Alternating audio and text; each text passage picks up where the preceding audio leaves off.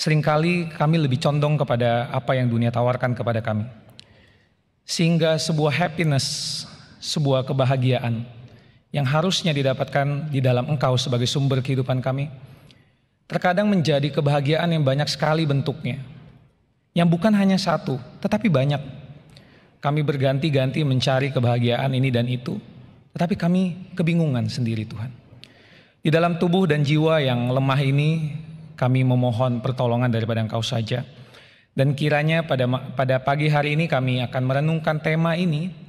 Kiranya Engkau sendiri yang akan berbicara kepada setiap kami sehingga kami tahu kami harus berbahagia seperti apa sebagai manusia yang hidup di tengah dunia ini. Kau kiranya juga menyertai hamba-Mu yang lemah dan hina ini, kiranya isi hati-Mu saja yang hamba-Mu sampaikan. Makasih ya Tuhan, di dalam nama-Mu sama-sama kita katakan amin. Saya mengundang kita untuk membuka bagian dari firman Tuhan yang akan mendasari perenungan kita pada pagi hari ini. Kita akan membaca dua bagian dalam Alkitab, yaitu yang pertama dari Mazmur pasal yang pertama, yang kedua kita akan baca dari Matius pasal yang kelima. Saya rindu kita membacanya secara bergantian, saya ayat yang pertama, rekan-rekan ayat yang kedua, begitu seterusnya kita membaca secara bergantian. Pertama terlebih dahulu Mazmur pasal yang pertama. Saya baca untuk kita semua ayat yang pertama. Berbahagialah orang yang tidak berjalan menurut ajakan orang fasik, yang tidak berdiri di jalan orang berdosa, dan yang tidak duduk di komplotan pencemooh. Silahkan.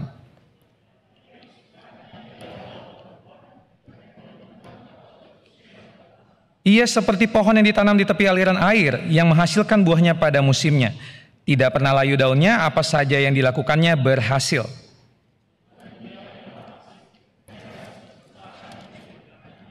Sebab itu orang fasik tidak akan tahan dalam penghakiman, dan orang berdosa dalam kumpulan orang benar.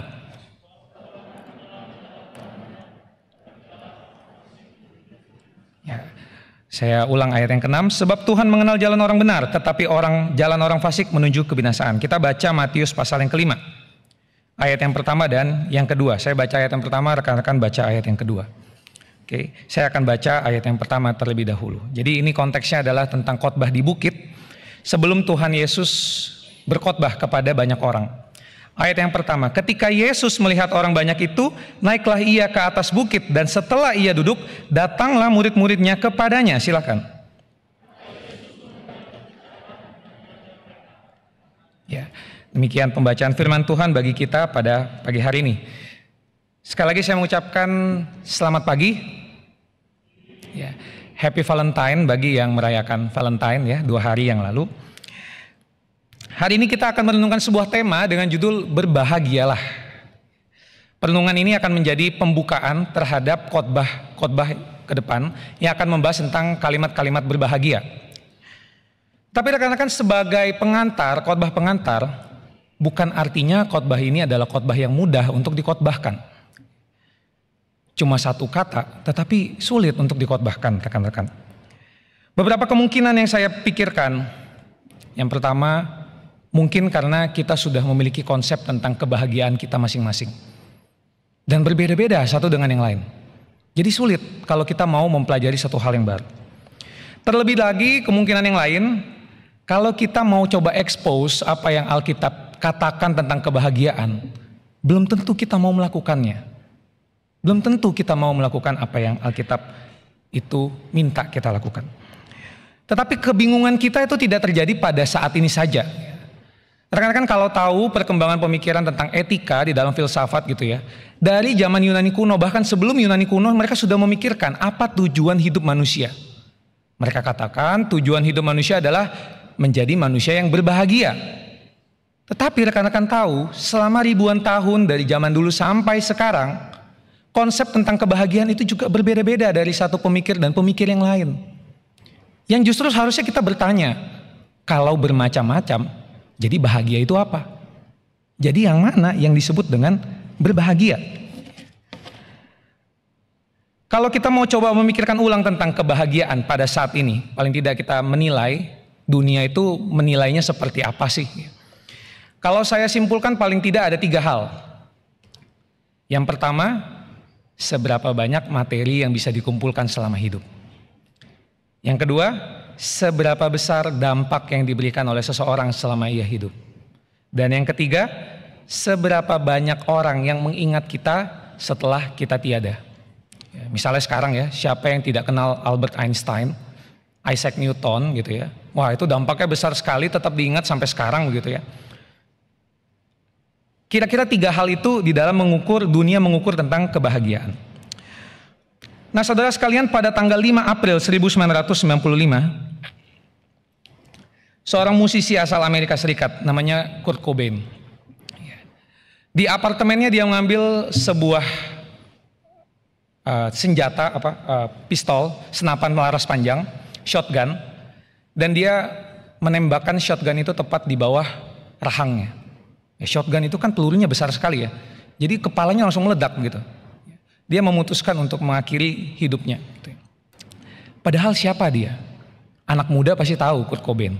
Atau yang pada remajanya di tahun 1900-an, 1990-an pasti tahu siapa dia. Dia adalah musisi paling terkenal pada saat itu. Musisi vokalis dari band Nirvana. Bahkan sampai saat ini anak muda masih mengidolakan dia. Musisi yang sangat terkenal. Setelah olah TKP dilakukan oleh polisi, kemudian polisi menemukan secarik surat yang ditulis oleh Kurt Cobain. Di dalam penutup dari suratnya dia katakan seperti ini kira-kira. Saya hanyalah seorang anak yang angin-anginan, yang pelin-pelan, tidak punya semangat lagi, sehingga lebih baik saya terbakar habis daripada saya memudar. Kemudian dia memutuskan untuk mengakhiri hidupnya. Saudara sekalian, kalau kita ukur kebahagiaan berdasarkan apa yang tadi kita state di awal, kurang bahagia apa si Kurt Cobain? Semua orang mengenal dia, lagu-lagunya mendunia. Lirik-liriknya dimaknai oleh setiap orang yang mendengar lagunya. Dampaknya begitu luar biasa. Uang. Apakah dia masih butuh uang? Dia sangat punya uang itu. Karena dia begitu amat populer pada saat itu. Bahkan bisa dikatakan seluruh dunia mencintai Kurt Cobain. Kita pernah lihat klipnya ya. Ada seseorang tuh yang betul-betul pengen sekali ketemu sama Michael Jackson. Sampai sebegitunya naik ke atas panggung memeluknya sampai nangis-nangis gitu ya. Sama seperti Kurt Cobain juga gitu ya. Sebegitunya orang mencintai dia. Tetapi kebahagiaan yang dunia tawarkan justru membuat Kurt Cobain membenci dirinya. Apa yang salah? Atau jangan-jangan kita yang salah tentang kehidupan ini? Itu sebabnya seorang pemikir asal Jerman namanya Martin Heidegger. Jadi sudah lama katakan kepada kita, manusia-manusia itu harus sadar ada satu aspek dalam jiwanya yang selama ini tuh nggak pernah disadari. Aspek tersebut adalah anxiety atau angst dalam bahasa Jerman, bahasa Indonesianya adalah kecemasan atau ketakutan. Ada sebuah ketakutan yang ada di dalam dasar jiwa manusia tetapi berusaha dihindari, ditutup-tutupi. Dengan cara apa? Mencari kebahagiaan. Sehingga manusia berusaha menutupi perasaan itu dengan cara mencari kebahagiaan dari A sampai Z. Berganti-ganti terus mencari kebahagiaan itu untuk menutupi suatu realitas yang sebetulnya gak bisa dihilangkan, saudara sekalian. Saya amati fenomena itu muncul di anak muda. Salah satu contohnya, saya dari kecil sudah bermain sepak bola gitu ya. Jadi pada saat kecil papa dan mama saya masukkan ke sekolah bola, main bola dari kecil gitu. Tetapi saya mengalami satu masa di mana sepak bola itu digantikan dengan olahraga yang baru yang sebetulnya mirip-mirip dengan sepak bola, namanya futsal. Ya, jadi dulu tuh nggak ada futsal, dulu sepak bola, kemudian berganti kepada futsal. Lapangannya lebih kecil, 5 lawan 5, lebih simpel, gak butuh banyak orang suka. Pindahlah dari sepak bola ke olahraga futsal. Tetapi rekan-rekan tahu, setelah pandemi, minat kepada futsal menurun dan pindah ke olahraga baru yang sebetulnya mirip-mirip saja. Namanya mini soccer. Gitu ya. Dulu main 11 lawan 11 tapi bosan, pengennya sedikit, 5 lawan 5. Tapi main 5 lawan 5 bosan lagi, pindah ke yang sedikit lebih besar, yang ujung-ujungnya balik lagi kepada permainan sepak bola gitu. Misalnya di olahraga lain ya, saya mengamati juga olahraga tenis. Ya. Orang suka ya main tenis. Tapi anak muda sekarang ingin bermain tenis dengan gaya yang berbeda. Muncullah olahraga yang namanya paddle. Ya. Anak-anak Gen Z sekarang mainnya paddle gitu ya. Nah saudara sekalian, kita perlu peka melihat fenomena yang seperti ini. Ini bukan soal benar dan salah. Bukan soal harus atau tidak harus. Tetapi kita melihat bahwa jiwa manusia akan selalu mencari sesuatu untuk mengisi kebahagiaan bagi diri dia. Nanti akan ketemu yang baru lagi, kemudian bosan, cari lagi yang baru. Sementara bahagia, bosan lagi, cari lagi sesuatu yang baru, dan akan bosan lagi. Jadi bahagia itu apa, saudara sekalian? Itu sebabnya saya cukup tertegur oleh kutipan yang disebarkan oleh anak-anak muda di sosial media, terutama TikTok gitu ya. Kemarin sempat ngetren ya, ada tren ini gitu ya. Diciptakan oleh anak muda, saya sangat amazed sekali ya. Di samping kita sering melihat anak muda sebagai strawberry generation yang lembek, tapi mereka punya kepekaan, saudara sekalian. Kutipannya kira-kira seperti ini, saya bacakan. Semakin kuteguk, semakin aku kehausan. Kukira air, ternyata dunia. Ini sederhana ya, kalimat sederhana, tapi maknanya dalam sekali. Apa yang kita sedang minum saat ini? Kita mencari air itu? Atau jangan-jangan kita meminum dunia yang selalu akan membuat kita kehausan? Jadi kebahagiaan apa yang kita akan cari di dunia ini? Mungkinkah kita mendapatkan kebahagiaan itu? Nah, tetapi rekan-rekan semua, pada saat yang sama, pada pagi hari ini kita membaca di Mazmur pasal 1, dengan tegas pemazmur mengatakan, ada yang namanya manusia berbahagia. Berbahagia itu bisa dialami oleh manusia.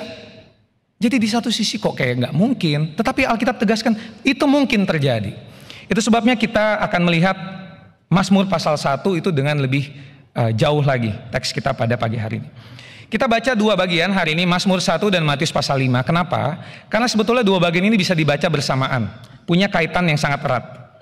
Mazmur 1 itu seringkali disebutkan oleh para pakar bahwa Mazmur 1 adalah kesimpulan dari seluruh pasal yang ada di Mazmur. Jadi Mazmur itu ada 150 pasal, inti pengajarannya ada di Mazmur pasal 1. Itu sebabnya ditaruh di awal gitu ya. Nah, sangat pentingnya Mazmur 1 sehingga pada saat itu orang Yahudi sebelum beribadah pun mereka mengucapkan Mazmur pasal 1 ini. Jadi Mazmur pasal 1 itu adalah suatu prinsip hidup yang harus dipegang oleh umat percaya. Mereka harus hafal ya, bahwa orang yang berbahagia itu adalah orang yang merenungkan Taurat Tuhan siang dan malam ya, dan seterusnya begitu ya. Sementara di Matius pasal 5 ya, ini kisah tentang khotbah di bukit. Ini memiliki kaitan sama Mazmur 1 tadi. Karena Injil Matius ditulis oleh Matius yang adalah seorang Yahudi, dan Matius menuliskan suratnya atau Injilnya itu kepada jemaat orang-orang Yahudi yang ada di diaspora, di luar dari Yerusalem gitu. Sehingga Matius menggunakan konteks budaya Yahudi untuk menyampaikan pesan Injil. Jadi ketika Matius menuliskan kata berbahagialah orang yang begini dan seterusnya, orang-orang Yahudi yang membacanya langsung ingat, langsung refer kepada Mazmur pasal 1 tadi. Sehingga kalau minggu-minggu selanjutnya kita akan mendengarkan khotbah tentang khotbah di bukit, keseluruhan khotbah di bukit itu sebetulnya adalah pesan yang Tuhan ingin berikan kepada umat percaya bahwa inilah prinsip hidup yang kamu harus lakukan. Nah, jadi bobotnya itu sama, saudara sekalian. Nah, saya akan mengekspos kepada kita dua poin dari Mazmur pasal yang pertama. Yang pertama, pemazmur mengatakan bahwa orang-orang yang berbahagia itu sebenarnya sangat sederhana. Mereka dikatakan orang-orang yang berbahagia adalah orang-orang yang kesukaannya ialah Taurat Tuhan dan yang merenungkan Taurat itu siang dan malam. Sederhana, terlihat sederhana. Tapi mungkin belum tentu kita mau melakukannya gitu ya. Siapa yang kesukaannya Taurat Tuhan? Siapa yang kesukaannya merenungkan firman Tuhan? Saya aja ya, saya kesukaannya klub bola namanya Liverpool gitu. Ya, itu kesukaan saya gitu ya. Secara naturalnya kadang kita juga nggak suka-suka amat gitu ya untuk merenungkan Taurat Tuhan gitu. Nah, saudara sekalian, saya ingin menyoroti dua kata yang muncul di dalam teks ini, yaitu kata Taurat. Kata Taurat seringkali diterjemahkan sebagai suatu hukum, atau kita kenal itu sebagai hukum-hukum Musa, atau 5 kitab Musa, atau 10 hukum Taurat. 10 hukum yang diberikan oleh Allah kepada bangsa Israel di dalam 2 loh batu gitu. Tetapi Taurat sebetulnya tidak hanya berarti suatu hukum, set of rules, tidak hanya demikian.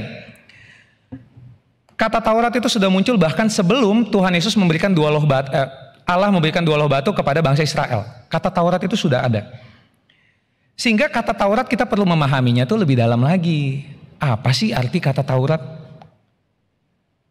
Taurat itu dalam bahasa Ibrani berasal dari kata Torah. Sebetulnya maknanya itu sangat sederhana. Taurat itu artinya adalah instruction, instruksi. Tetapi bukan dalam pengertian hukum, tapi dalam pengertian relasional dan personal. Artinya ada pribadi yang memberikan instruksi dan ada orang yang mengikuti instruksi dari orang yang memberikan instruksi itu. Ini siapa? Tidak lain daripada Tuhan sebetulnya yang memberikan arahan kepada hidup kita dan seharusnya kita ikut kepada arahan atau instruksi Tuhan. Sehingga rekan-rekan semua, Taurat tidak semata-mata bentuknya adalah hukum atau perintah untuk patuh kepada aturan yang Tuhan berikan. Jadi ketika pemazmur mengatakan kita perlu merenungkan Taurat itu siang dan malam, bukan berarti kita harus melakukan a set of rules untuk menyelesaikan tugas tanggung jawab kita pada hukum tersebut. Bukan soal itu. Sehingga hukum Taurat tidak berbicara soal kewajiban-kewajiban keagamaan yang harus dilakukan. Dengan kata lain, bisa dibalik. Ketika kita melakukan tanggung jawab keagamaan, baik itu berdoa, beribadah, memberikan persembahan, melayani, melakukan pemuritan, masuk ke sel grup, itu tidak semata-mata membuktikan bahwa kita telah merenungkan Taurat itu siang dan malam. Tidak semata-mata itu membuktikan hal demikian. Tetapi ketika pemazmur mengatakan kita itu perlu untuk merenungkan Taurat itu siang dan malam, pertanyaannya, apakah kita mau mendengar suara atau instruksi dari Tuhan? Ini tidak bicara soal hukum itu.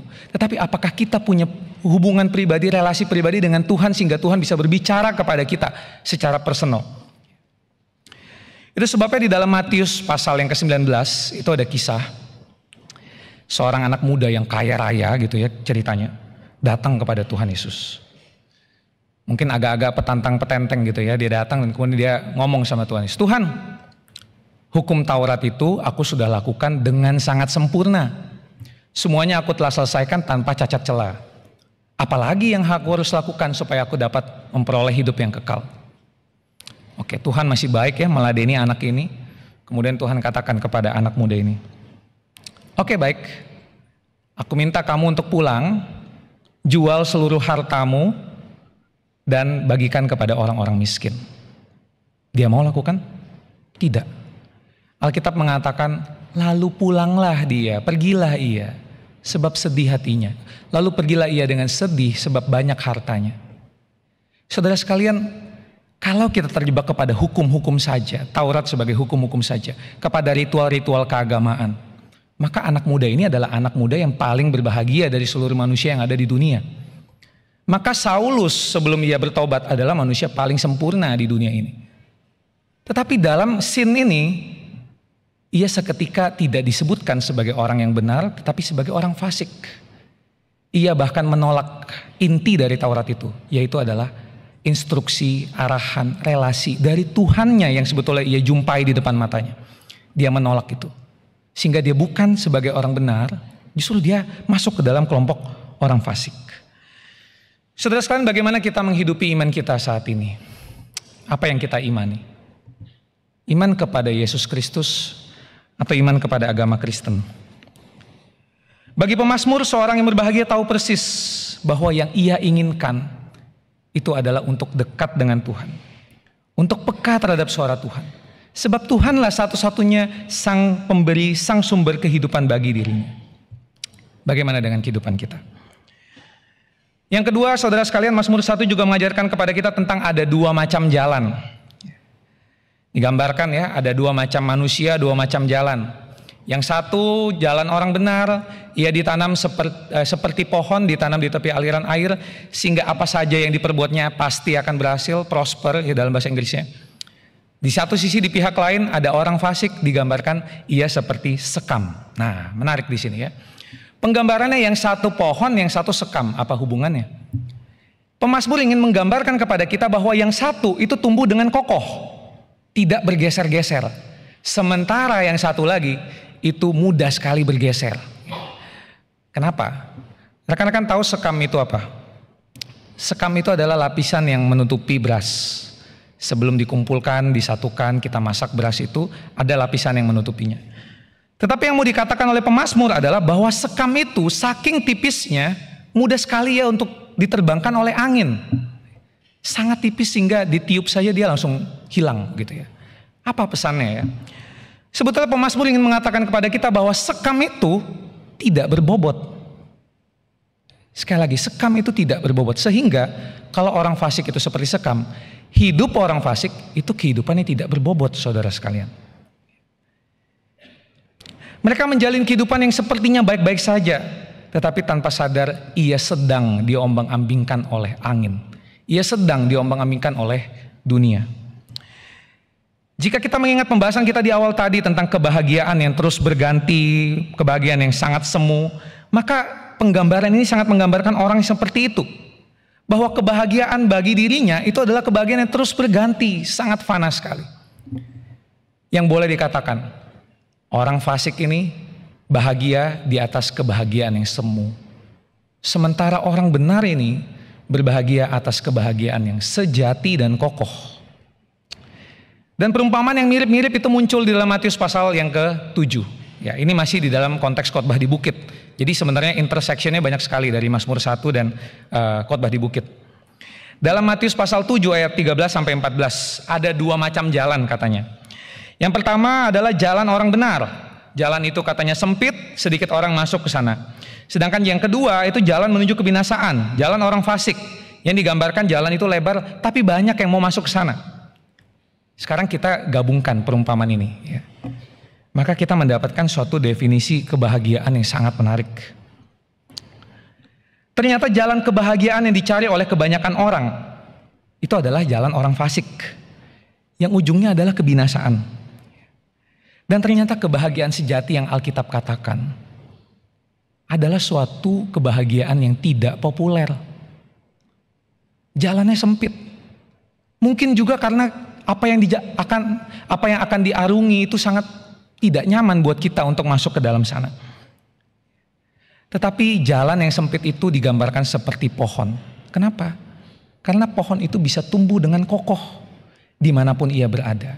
Seperti pohon yang tumbuh di tepi aliran air. Artinya apa? Ia mendapatkan nutrisi-nutrisi yang baik dari mineral-mineral yang ada di tepi aliran air itu, sehingga ia dapat tumbuh menjadi pohon yang kokoh. Tetapi sekali lagi, kebahagiaan yang seperti ini hanya segelintir orang yang mau mencarinya. Hanya sedikit sekali yang mau masuk ke dalam jalan tersebut. Jadi ternyata menurut Alkitab kebahagiaan itu tidak bergantung pada diri manusia. Bukan sebatas perasaan, karena perasaan kita hanya sesaat. Kebahagiaan juga bukan sebuah pencapaian, karena kalau pencapaian yang mengusahakan itu ya kita semua. Tetapi kebahagiaan sejati hanya dimiliki oleh segelintir orang yang betul-betul mau mencari Tuhan. Betul-betul memikirkan tentang kehidupan ini dan hatinya menginginkan Tuhan saja. Mereka yang memahami bahwa dunia ini fana sehingga ingin untuk ditanam seperti pohon di tepi aliran air. Sebab dengan dasar yang kokoh, pohon itu dapat tumbuh melewati berbagai macam pencobaan. Saudara sekalian, pada saat pandemi berapa tahun yang lalu, ada satu video yang viral ya di sosial media. Ada seorang anak muda yang merekam dirinya meninju-ninju pohon pisang sampai pohon itu rebah, gitu ya. Terakhirnya setelah selesai dia katakan salam dari Binjai, gitu ya. Orang ini sekarang udah jadi artis ya, udah muncul di mana-mana, gitu ya. Tetapi ini menarik perhatian saya. Kenapa mudah sekali pohon pisang itu rebah, bahkan ditinju saja dia bisa tumbang, begitu ya. Saya cari tahu, gitu ya. Ternyata pohon pisang itu punya satu organ tanaman yang ia tidak miliki dibandingkan dengan pohon-pohon yang lain. Organ itu namanya adalah kambium. Nah, kambium itu yang membedakan pohon pisang, pohon yang monokotil dengan pohon yang dikotil gitu. Apa? Sekarang pertanyaannya apa? Apa fungsi dari kambium itu? Jadi kambium itu bertugas untuk menarik nutrisi-nutrisi baik dari tanah ke akar pohon dan disebarkan ke seluruh bagian dari pohon tersebut. Sehingga seluruh bagian pohon itu dapat memiliki nutrisi yang baik sehingga dia dapat tumbuh menjadi pohon yang kokoh. Salah satunya adalah adanya unsur kayu dari pohon itu. Nah, sehingga itu yang membedakan. Kalau pohon pisang itu lebih banyak kandungan airnya daripada kayunya. Gak ada bahkan kandungan kayunya. Sementara pohon-pohon berkambium itu punya unsur kayu. Misalkan seperti pohon jati gitu ya. Kita pergi ke Kebun Raya Bogor, ada pohon sangat besar sekali gitu kan. Nah itu salah satu kenapa dia bisa seperti itu, karena dia berkambium gitu ya. Nah saudara sekalian, jadi kita bisa lihat pohon yang baik, pohon yang kokoh itu disebabkan karena adanya nutrisi-nutrisi baik yang terus menopang dia. Dengan ada nutrisi yang baik, maka dia dapat berdiri dengan kokoh. Dia dapat kuat, dia dapat berkayu sehingga dapat tahan menghadapi berbagai macam pencobaan. Saya jadi berpikir ya, kalau challenge nonjok-nonjok pohon pisang itu diganti. Bukan meninju pohon pisang tapi meninju pohon jati gitu. Siapa ya kira-kira berani melakukannya gitu ya. Mungkin stop konten dia, udah gak kuat lagi tangannya gitu ya. Saudara sekalian, kebahagiaan sejati yang kokoh itu berasal dari sumber yang memberi kepadanya nutrisi-nutrisi yang baik. Sebuah dasar yang menjamin kehidupannya. Dan itu yang dikatakan di dalam Alkitab tadi kita sudah baca. Di ujung dari Mazmur pasal yang pertama ini. Yaitu di dalam Mazmur 1 ayat 6a. Saya bacakan. Dasar yang kokoh bagi kebahagiaan kita adalah sebab Tuhan mengenal jalan orang benar. Sebab Tuhan mengenal jalan masing-masing kita. Ini terkesan klise klasik gitu. Tetapi kata mengenal di sini maknanya sangat dalam sekali. Kalau rekan-rekan familiar dengan perjanjian lama. Kata mengenal itu menggunakan satu kata, yaitu kata yang sangat penting dalam perjanjian lama, yaitu kata yada. Kata yada itu artinya adalah suatu pengenalan yang bukan sebatas suatu pengetahuan, tetapi pengenalan yang didasarkan pada cinta kasih. Sering digambarkan ini seperti relasi suami dan istri. Kejadian pasal 1 katakan mereka dua menjadi satu. Dari dua menjadi satu. Disebabkan oleh suatu pengenalan yang menyatukan mereka. Jadi ketika Tuhan mengatakan bahwa Tuhan mengenal jalan kita, itu bukan sebatas Tuhan tahu apa yang akan kita jalankan, tidak. Tetapi Tuhan turut serta di sana, Tuhan bersama dengan kita menjalani jalan kehidupan kita yang bermacam-macam bentuknya. Dan suatu kebahagiaan didasarkan pada pengenalan dari Tuhan ini adalah suatu kebahagiaan yang dasarnya itu adalah cinta kasih yang berasal dari Tuhan saja. Jadi cinta kasih Allah yang adalah satu-satunya standar dari kebahagiaan. Karena Allah mencintai setiap kita, maka setiap kita dapat disebut sebagai manusia-manusia yang berbahagia. Tetapi saudara sekalian, seperti sepasang suami istri, cinta kasih itu tidak seketika meniadakan ratap dan tangis. Kebahagiaan sejati tidak semata-mata meniadakan penderitaan. Sebaliknya, menariknya, Tuhan seringkali menggunakan penderitaan untuk mengajarkan kita apa makna dari suatu kebahagiaan sejati. Suatu kebahagiaan yang tidak bergantung pada kondisi manusianya. Tetapi kita berbahagia sebab Allah berkomitmen untuk bersama dengan kita. Allah telah memilih jalan untuk tinggal bersama dengan kita, sama seperti Yesus yang adalah Allah turun ke dunia untuk bersama dengan manusia berdosa. Itulah komitmen Allah kita. Sebab cinta kasih Allah yang menopang kehidupan kita. Cinta kasih Allah yang berada bersama dengan kita dan menuntun langkah dan jalan kita. Allah yang bersama dengan kita senantiasa menuntun langkah kita. Maka kita dapat disebut sebagai berbahagia, seperti sebuah pohon yang kokoh, tahan menghadapi berbagai musim yang harus dilewati. Manusia yang berbahagia dapat tetap berdiri kokoh walaupun menghadapi musim dingin, ketika suhu sangat rendah menusuk-nusuk tubuh kita. Mungkin sakit gitu buat kita ya, menghadapi musim yang seperti ini. Tetapi ia tetap dapat berdiri dengan kokoh. Ia juga dapat tetap berdiri dengan kokoh ketika memasuki musim semi. Ketika suhu itu hangat, bunga-bunga bisa bermekaran dari tubuhnya, buah itu dapat muncul dari tubuhnya sehingga orang lain dapat merasakan manisnya kehidupan dia. Atau ketika masuk musim panas, ketika suhu itu sangat panas, merusak tubuhnya. Bahkan dia harus menghentikan beberapa pertumbuhan dalam hidupnya. Ia harus memberhentikan perencanaan-perencanaan awal dalam hidupnya. Tetapi pohon itu tetap berdiri dengan kokoh. Hingga ketika masuk musim gugur, walaupun daun-daunnya berguguran, apa yang telah diusahakan sebelumnya perlu untuk dilepaskan. Namun melepaskan daun-daun yang gugur tetap memberikan keindahan bagi kehidupan di sekelilingnya. Manusia yang berbahagia adalah manusia yang mau dituntun oleh Allah atas dasar cinta kasih Allah sendiri, sehingga ia dapat tetap berdiri dengan kokoh melewati berbagai musim kehidupan. Musim apa yang sedang saudara alami saat ini? Musim dingin? Atau sedang bersemi? Atau sedang berguguran? Yang terpenting bukanlah soal musim itu, tetapi bagaimana kita tetap berdiri dengan kokoh, tumbuh di tempat yang tepat. Jadi apa yang kita dapat lakukan saat ini saudara sekalian?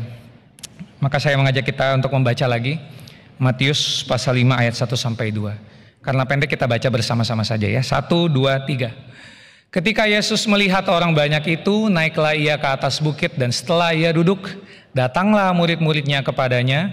Yesus pun mulai berbicara dan mengajar mereka, katanya. Ini adalah ayat-ayat yang ada persis sebelum Yesus berkhotbah.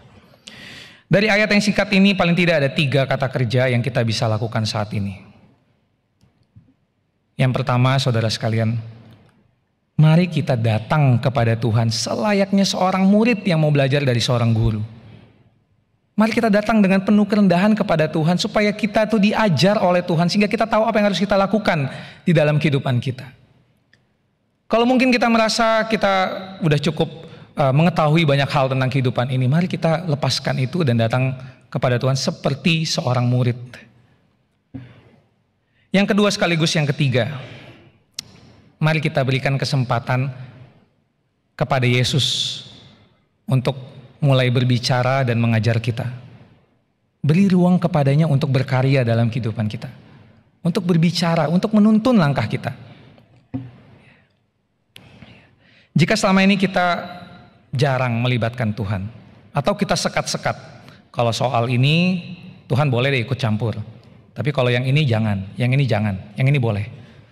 Kalau kita masih menyekat-nyekat seperti itu, mari kita berikan ruang lebih luas lagi bagi Tuhan untuk berbicara dan mengajar kepada kita. Sebab cinta kasih-Nya limpah bagi kita.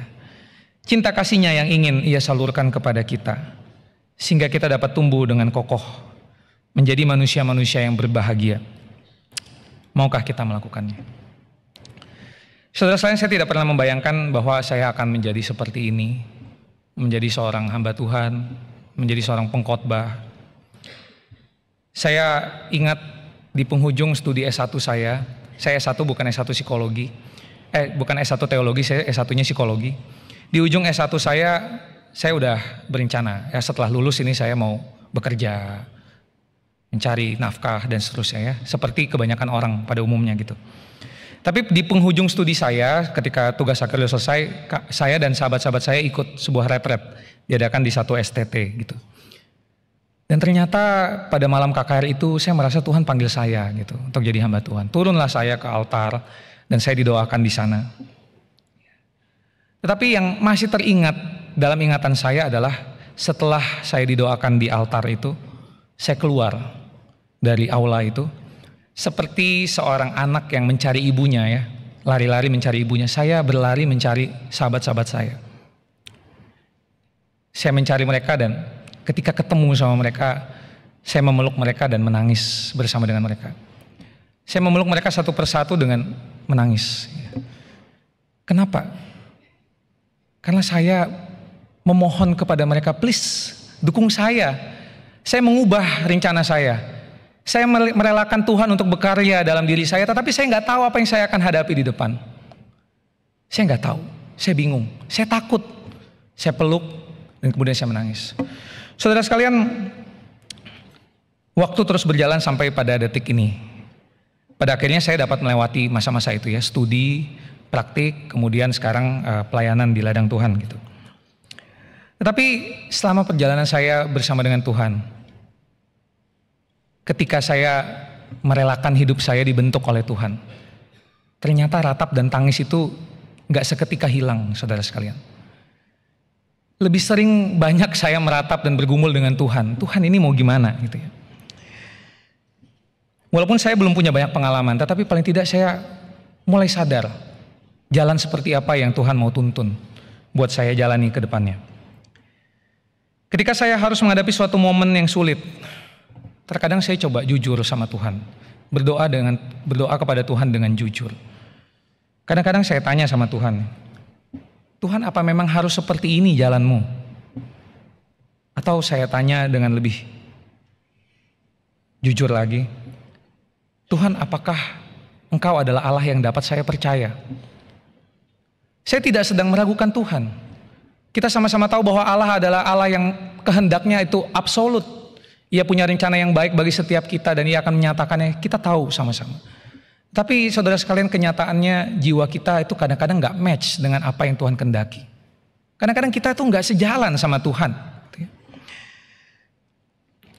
Tetapi ketika saya sudah melewati semuanya ini sampai pada detik ini, saya lihat Tuhan sudah berkarya banyak dalam kehidupan saya. Dan tak henti-hentinya saya bersyukur kepada Tuhan bahwa saya pernah dalam hidup saya merelakan Tuhan untuk berkarya dalam hidup saya sampai pada detik ini. Bukan karena Tuhan telah membawa saya kepada perjalanan yang menyenangkan. Ikut Tuhan itu gak enak. Banyak sekali kita perlu menyesuaikan atau perubahan-perubahan itu gak terelakkan. Bukan suatu perjalanan yang penuh dengan kebahagiaan. Tapi kita tetap disebut sebagai berbahagia karena Tuhan sendiri yang menyatakan cinta kasih-Nya itu kepada kita. Karena yang menuntun kehidupan kita bukan aku lagi, tetapi Kristus yang tinggal dalam aku, kata Paulus. Bahwa Tuhan sendiri yang menuntun kehidupan kita menuju kepada kehendak yang Ia sedang nyatakan kepada kita semua. Saudara sekalian, apakah kita sudah menjadi manusia-manusia yang berbahagia? Bahagia itu apa? Tuhan gak ingin kita menjadi manusia-manusia yang berusaha menipu diri sendiri gitu. Tetapi mari kita jujur di hadapan Tuhan. Bahagia seperti apa yang kita sedang alami saat ini? Kalau ternyata terlalu banyak kita itu terikat dengan dunia, maka mari kita berdoa sama Tuhan, minta Tuhan tolong. Sehingga kita dapat datang kepadanya seperti seorang murid tadi. Kita bisa mendengar suara Tuhan berbicara kepada kita untuk menuntun dan menata kembali kehidupan kita. Sehingga yang terjadi dalam kehidupan kita bukan kehendak kita, tetapi kehendak Tuhan. Biarkan cinta kasih-Nya nyata dalam kehidupan kita, sehingga cinta kasih itu yang mengalir di dalam kehidupan kita kepada dunia. Mari kita bersatu dalam doa. Ya Tuhan, Allah kami, kebahagiaan yang kami miliki sangat fana. Gantikanlah kebahagiaan itu dengan cinta kasih-Mu yang tiada tara ke dalam hidup kami. Ubahlah hati kami yang kotor, sehingga kami menginginkan anugerah-Mu saja ya Tuhan. Anugerah-Mu yang kiranya dapat mengubahkan diri kami, menuntun kehidupan kami hingga seturut dengan kehendak-Mu. Tolong kami yang lemah ini ya Tuhan, di dalam nama-Mu kami berdoa. Amin.